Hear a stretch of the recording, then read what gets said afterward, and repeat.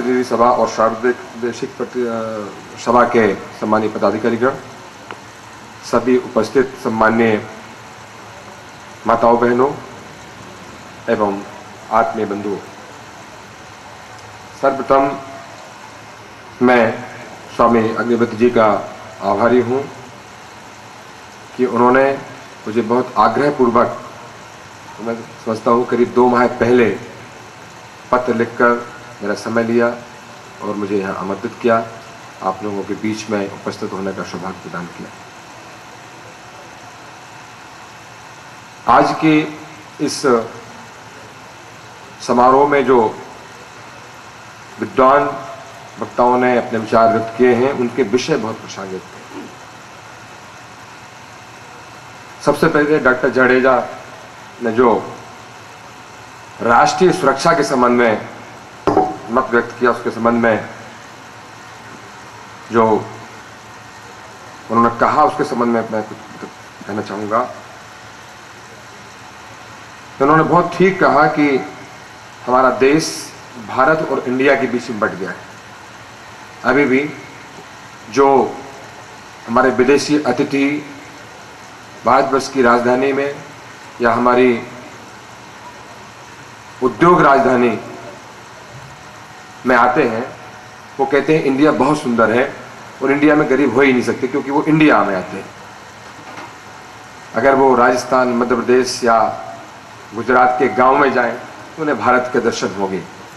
आज भी ये हकीकत है कि हम सैद्धांतिक रूप से 2 भागों में बटे हुए हैं। एक भारत जहाँ पर हमारी संस्कृति बसती है, जो गांव में रहते हैं, जो अभाव में रह रहे हैं, गरीबी में रह रहे हैं, और एक इंडिया है जो शाइन कर रहा है, चमक रहा है, उन्नति कर रहा है। इसमें भेद क्यों है, इस पर उन्होंने बहुत अच्छा अपने विचार व्यक्त किए। स्वामी अग्निव्रत जी से मेरी गत वर्ष प्रत्यक्षतः मुलाकात हुई थी टंकारा में। इनके पहले उन्होंने कुछ मुझे साहित्य भेजा था और मैंने सुना भी था। एक अद्भुत कार्य कर रहे हैं। देखिए, धर्म आस्था का विषय है, सब लोग कहते हैं, विश्वास का विषय है, श्रद्धा का विषय है। परंतु यदि इसमें ज्ञान और विज्ञान का पुट भी हो तो वह सबके मानने योग्य, सर्वजन हिताय, सार्वभौमिक और सर्वस्थानिक हो जाता है। वेद के संबंध में जो आर्य हैं, हिंदू हैं, वह मानते हैं कि ये आदि ज्ञान का स्रोत है, ईश्वरीय ज्ञान है, परंतु इसको एक विशेष विचारधारा वाले लोग मानते हैं। यही बात विज्ञान के अन्य विषयों के संबंध में नहीं है। जैसे इलेक्ट्रिसिटी में पॉजिटिव और नेगेटिव 2 चार्ज होते हैं। इसको हिंदुस्तान में भी माना जाता है, ब्रिटेन में भी माना जाता है, पाकिस्तान में भी माना जाता है। इसमें कहीं दो मत नहीं है।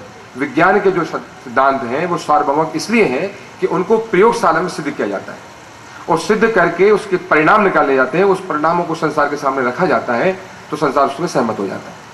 यही बात अब धर्म के संबंध में भी होना चाहिए।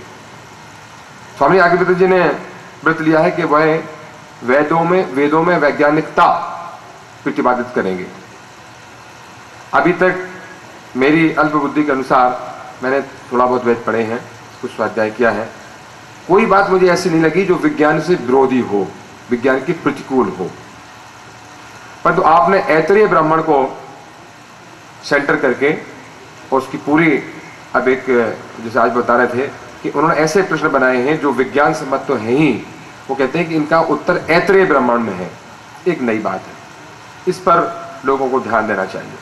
और मैंने तो आपसे आग्रह किया कि इसके आप रिसर्च पेपर तैयार करें, और पूरा काम में हो सकता है 10 साल 12 वर्ष और समय लगे, परंतु छोटा छोटा काम जो होता जाता है उसको आप दुनिया को दिखाएं, ताकि उस पर बहस हो, उस पर लोगों का ध्यान आकर्षित हो, और फिर इस काम को आपके और ज़्यादा प्रेरणा भी मिलेगी, लोगों के और जिज्ञासा आएंगी, प्रश्न आएंगे, तो उससे काम को और पुष्टि मिलेगी। मैं इनके इस कार्य की संपूर्णता के लिए ईश्वर से प्रार्थना करता हूँ, उनको साधुवाद देता हूँ कि एक अनूठे कार्य को, जो कि धर्म और श्रद्धा से हटके है, उसकी वैज्ञानिक का प्रतिपादन करना और फिर आगे चल के लेबोरेटरी में उसको सिद्ध करना, ये बहुत बड़ा कठिन कार्य है। बहुत एक कहना चाहिए भागीरथी का